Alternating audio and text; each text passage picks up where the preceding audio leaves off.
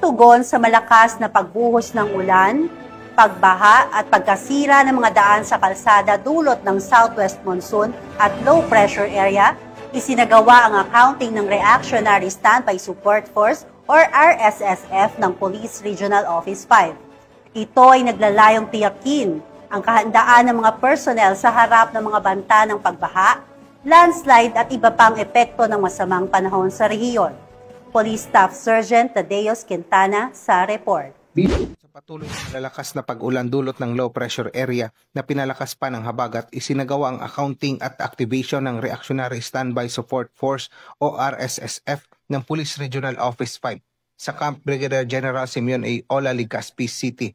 Ang aktibidad ay naglalayong tiyakin ang kahandaan ng mga personnel sa harap ng banta ng pagbaha, landslide at iba pang epekto ng masamang panahon sa rehiyon.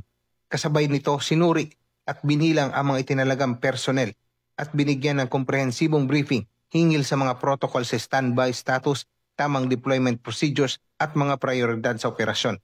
Binigyan din ang mahalagang papel ng RSSF sa mga disaster response operation tulad ng search and rescue, pamamahagi ng ayuda at pagbibigay suporta sa mga lokal na pamahalaan at mamamayang apektado ng kalamidad.